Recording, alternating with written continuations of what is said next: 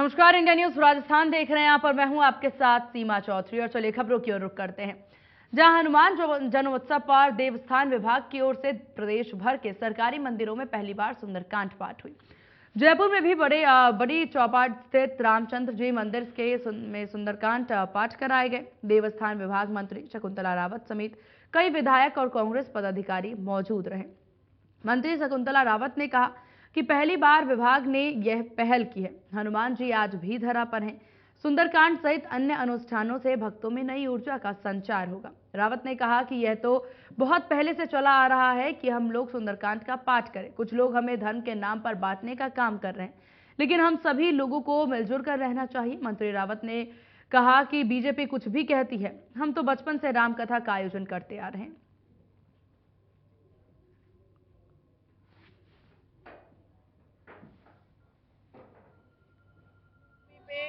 राम कथा अखंड पाठ रखा गया था और हनुमान जी के जन्मदिन पे सुंदरकांड का पाठ रखा गया है और पूरे राजस्थान में ही हमने ये आयोजन किए।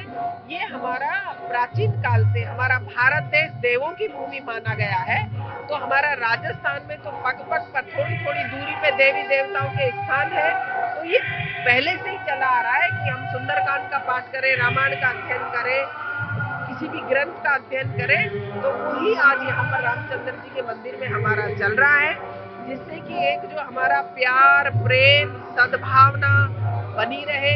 हनुमान जी से भी हम यही दुआ करते हैं कि ईश्वर मानता है कि हनुमान जी आज भी है, ये माना गया है। तो हनुमान जी से दुआ करें कि राजस्थान प्रदेश में खुशहाली रहे, आपस में प्यार प्रेम से रहे, धर्म के नाम में एक दूसरे को बांटे नहीं, हमारे राजस्थान में कोई किसी तरीके की अराजकता नहीं फैले। ऐसा है, कौन पार्टी क्या कहती है वो तो कुछ भी कह सकती है, लेकिन हम तो बचपन से ही 7th 8th में थे, तब से राम कथा का आयोजन करते आ रहे हैं। तो बीजेपी तो जैसे राम उन्होंने कोई रजिस्ट्रेशन करा लिया क्या, या कोई राम ऐसी चीज है जिसे उन्होंने खरीद लिया है। राम भगवान तो सबके हैं और इस धरती पे विराजमान मैं तो मानती हूँ है, और हनुमान जी भी विराजमान है, ईश्वर विराजमान है, हर कदम पे है। अब उनको तो क्या है, हम तो शुरू से करते हैं, आज कोई उनकी प्रेरणा से थोड़ी कर रहे हैं, वो हमारी प्रेरणा से कर रहे हैं।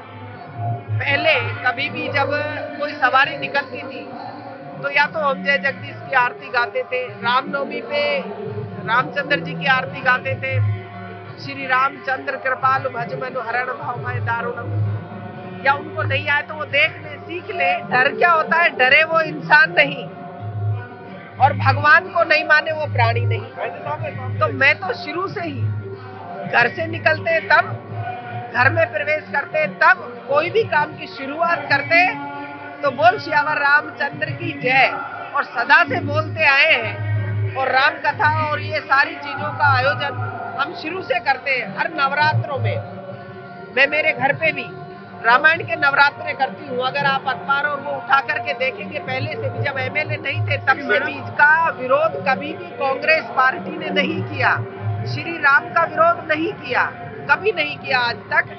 ये सिर्फ और सिर्फ बीजेपी पार्टी का भाषण देना है, वो सिर्फ धर्म के नाम पे इस देश को बांटने का काम करते हैं। राम और सिया राम, आपने देखा है कि राधा कृष्ण, सीताराम, शिव पार्वती, शक्ति शिव शंकर, तो ये सब नाम लेना, हमारे उच्चारण करना एक भारतीय संस्कृति है, परंपरा है हमारा, ये कोई ऐसा नहीं है। तो ये तो धर्म के नाम पे बांटना चाहते हैं। श्री राम को उन्होंने खरीद लिया क्या? श्री राम हमारा भी उतना ही है, आपका भी उतना ही है, तेरा भी मेरा भी सबका है। तो सीताराम जय बोलने में क्या ऐतराज है? और हम तो शुरू से बोलते आए हैं, वो तो कुछ भी कर ले, उनका कोई आधार नहीं है, वो तो कुछ भी कह दे कि जैसे तो राम भगवान उन्हीं के हो, राम भगवान हमारे पास भी विराजमान है। ये तो अपनी अपनी भावना होती है कि किस रूप में देखता है। जाकी रही भावना जैसी, मूर्ति दिन देखी तैसी, ये रामायण में लिखा हुआ है। तो जैसी जिसकी भावना होती है, उनकी भावना ये है। कांग्रेस पार्टी की भावना है हर प्राणी में ईश्वरत्व देखना, हर प्राणी ईश्वर है, प्राणी पक्षी हो पशु हो। आप देखेंगे कि एक एक योजना माननीय मुख्यमंत्री महोदय की जो योजना है, ये जनता की सेवा ही धर्म है, सेवा ही कर्म है। भगवा ध्वज में कौन सा धार्मिक ध्वज हो गया वो, जिस भगवा ध्वज को लेकर वीर शिरोमणि महाराणा प्रताप ने युद्ध लड़ा मुगलों से, जिस भगवा पताका से शिवाजी महाराज ने युद्ध लड़ा, आज वो भगवा पताका उसी मेवाड़ में और उदयपुर में लगाने पर राजस्थान की सरकार प्रतिबंध लगा रही है। बाकी इलीगल कितने स्ट्रक्चर बन रहे हैं, कितने क्या हो रहा है, प्रशासन आंखें बंद करके बैठा है, फिर क्यों भगवा पताका लगाने पे इनको इतनी तकलीफ है। मैं राज्य सरकार से और प्रशासन से कहूंगा कि इस प्रकार से ऐसे प्रतिबंध नहीं लगाए कि जनता को उद्वेलित होकर बाहर आना पड़े। देखिए, राजस्थान सरकार दो तरफ की बातें करती है। कांग्रेस पार्टी ने अपने सुप्रीम कोर्ट में हलफनामा दिया कि राम कभी पैदा नहीं हुए, राम काल्पनिक है। दूसरी तरफ आप जय श्री राम के नारे लगाते हो, सुंदरकांड के पाठ कराते हो। आपने ही तो हनुमान जयंती पर प्रतिबंध लगाया, डीजे पर किसने लगाया? राजस्थान की सरकार ने लगाया। रामनवमी पर जुलूस नहीं निकलेगा, यह प्रतिबंध किसने लगाया? राजस्थान की सरकार ने लगाया। भगवान श्री राम के नारे नहीं लगाओगे, करौली में और बिलवाड़ा में केस दर्ज कर दिए, ये किसने किया? स्टेट गवर्नमेंट ने किया। तो मेरी राजस्थान सरकार से हाथ जोड़कर विनती है कि किसी भी धार्मिक कार्यक्रम पे इस प्रकार से प्रतिबंध नहीं लगाए। राजस्थान प्रेम, सद्भावना और भाईचारे का प्रदेश रहा है। इस प्रकार के प्रतिबंध पहले कभी नहीं रहे, तो इस प्रकार से प्रतिबंध नहीं लगाए, ये मैं इस राजस्थान सरकार से मांग करता हूँ। ये हमारी सनातन संस्कृति और संतों का तो आशीर्वाद और उनका मार्गदर्शन हम हमेशा लेते रहे और लेते रहेंगे। आप समय आने पर कहाँ जाते हो, किस जगह जाते हो, ये हमने नहीं कहा, लेकिन क्या संतों का उनसे आशीर्वाद लेना भी इनको गुनाह लग गया? वो तुष्टीकरण लगने इनको इसमें भी धर्म दिखने लग गया इनको। मुझे लगता है कि कहीं न कहीं अवसाद में है कांग्रेस पार्टी और उस अवसाद से निकलने की जरूरत है।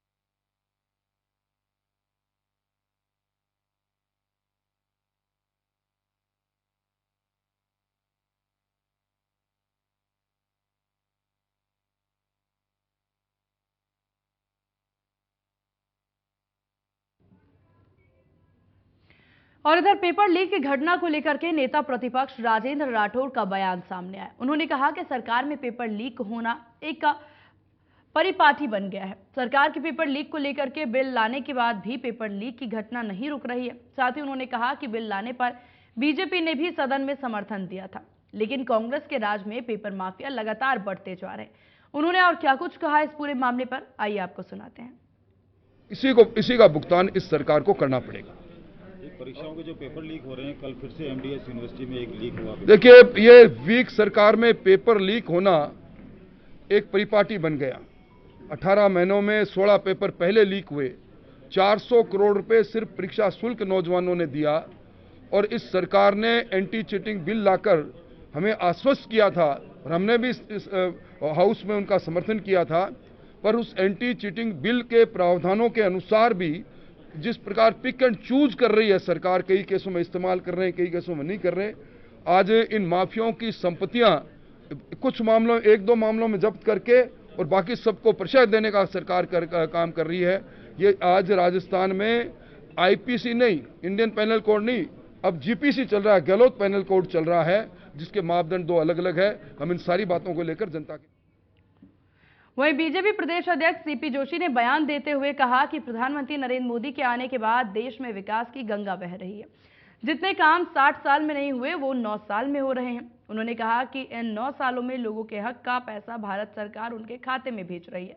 वहीं सीपी जोशी ने कांग्रेस सरकार पर निशाना साधते हुए कहा कि इनके विधायक कह रहे हैं कि हमने जो वादे किए वह पूरा नहीं कर पाए, अब किस मुंह से जनता के बीच जाएंगे। उन्होंने कहा कि कांग्रेस सरकार ने 4.5 साल में अपना जनाधार खो दिया। कांग्रेस सिर्फ अपनी कुर्सी बचाने में लगी है। और इस पर उन्होंने क्या कुछ कहा, आइए आपको सुनाते हैं। जब भी कोई संकट आता है, चाहे पैंडेमिक हो चाहे और कोई हो, तो उस समय विशेष सुविधा उनको उपलब्ध होती है। आयुष्मान भारत के में हम लोग देखें तो उनको 5 लाख तक का इंश्योरेंस कवर मिलता है। तो अनेक ऐसी योजना जिससे आम आदमी जुड़ा है। और आप देखिए कि कुंभ के मेले में स्वयं माननीय प्रधानमंत्री जी ने कहा कि इसको स्वच्छ और साफ सुथरा किसने किया। देश का पहला उदाहरण होगा जब प्रधान सेवक सभी स्वच्छता सैनिकों का अपने हाथों से पांव धोकर सम्मान करते हो। ये पहला उदाहरण है। परिवार के और उनकी पार्टी के लोगों से पूछो, वही अच्छी तरीके से बता देंगे जो ये कह रहे हैं कि जिन वादों के आधार पर हम सरकार में आए उन वादों को हम पूरा नहीं कर पाए, किस मुंह से जनता के बीच में जाएंगे।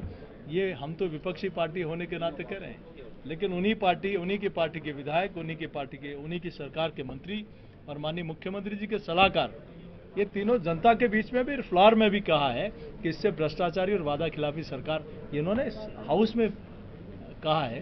तो निश्चित रूप से है कि जिस सरकार ने अपना जनाधार खो दिया और 4.5 वर्ष सिर्फ कुर्सी बचाने के लिए काम किया, इसके अलावा कोई काम नहीं किया, तो कितना ही सर्वे करा दो, उनको अपने अंतर्मन में पता है कि कितने सीटें आने वाली हैं। राजस्थान मंत्री जी उनको देश की जनता के सामने साझा करते हैं, तो वो मन की बात का कार्यक्रम भी 100वां संस्करण है, तो वो प्रभावी रूप से हो।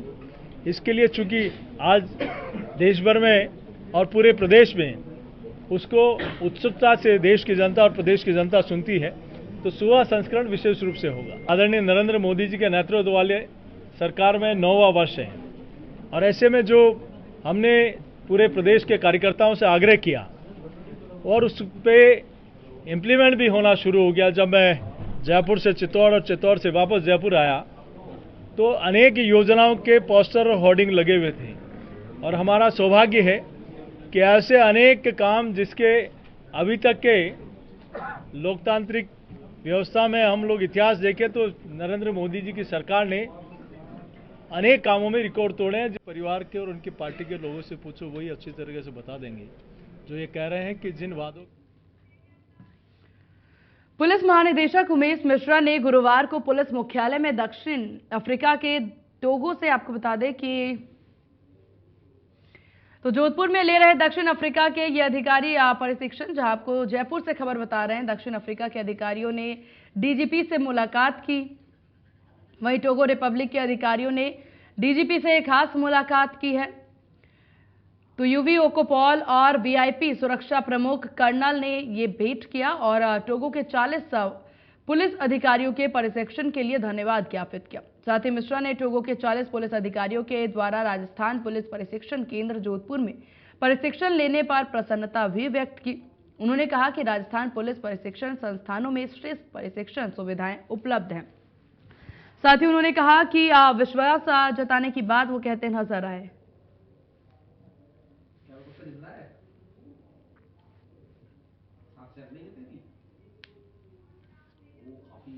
बस्ती में रेलवे के एडीआरएम हंस महल ऊंचाखेड़ा ग्राम पंचायत पहुंचे और यहां उन्होंने ग्रामीणों की समस्याएं सुनी।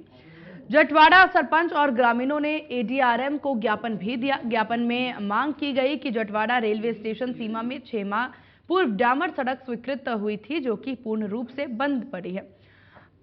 आवागमन का मुख्य मार्ग होने की वजह से राहगीरों और वाहन चालकों को परेशानी का सामना करना पड़ता है, जिसको लेकर के जटवाड़ा रेलवे स्टेशन से हंस महल तक प्रस्तावित सड़क बनवाने की मांग की है। इस दौरान सरपंच रोहित मलावत, जटवाड़ा सरपंच रामविलास सैनी, उप सरपंच हंस महल विनोद शर्मा, वार्ड पंच दीप चंद समेत डीईएन, एईएन और ग्रामीण मौजूद रहे।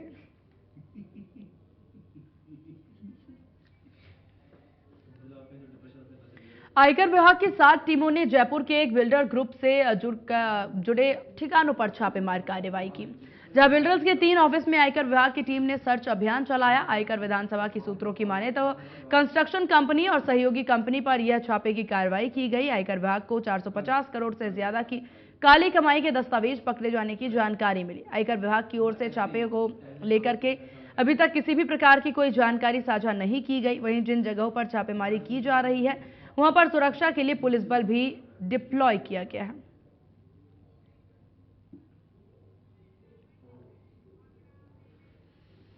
खबरों में आगे बढ़ेंगे, जहां रीट भर्ती परीक्षा के मामले में फरार चल रहे mastermind vice principal Sher Singh Meena को एसओजी ने गिरफ्तार कर लिया। शेर सिंह पर भूपेंद्र सारन को 1 करोड़ रुपए में पेपर बेचने का आरोप लगा। दरअसल जयपुर के चोमू स्थित दौलाकाबास निवासी शेर सिंह मीना आबू रोड के सरकारी स्कूल में पोस्टपेड पेपर लीक मामले में नाम आने के बाद से फरार चल रहा है।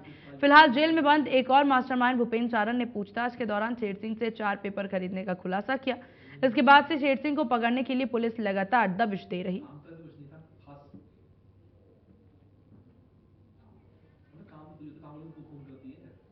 गुरुवार को प्रदेश भर में हनुमान जयंती धूमधाम से मनाई गई। अगर हम बात करें जयपुर की, तो बता दें कि आपको इस बड़े मौके पर शोभा यात्रा निकाली जा रही है और यह शोभा यात्रा जयपुर के सांगानेरी गेट स्थित मंदिर से रवाना हुई। बड़ी चौपाट, छोटी चौपाट, इंदिरा बाजार, चंदपोल होती हुई यह यात्रा संजय सर पहुंचेगी, जहां इसके समापन का ऐलान किया जाएगा। वहीं शोभा यात्रा में शामिल होने के लिए बड़ी संख्या में लोग पहुंचे।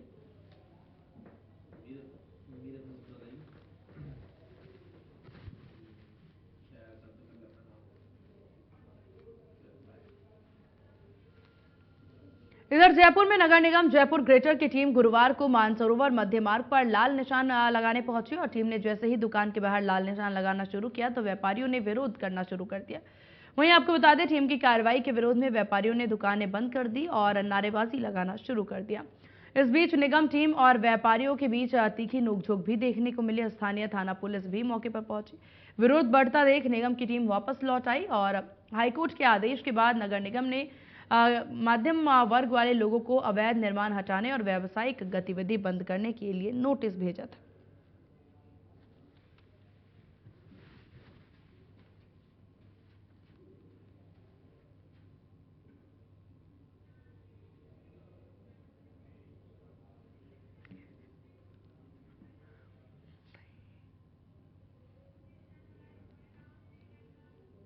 और इन्हीं खबरों के साथ इस बुलेटिन में बस इतना ही। बने रहिए इंडिया न्यूज राजस्थान के साथ। नमस्कार।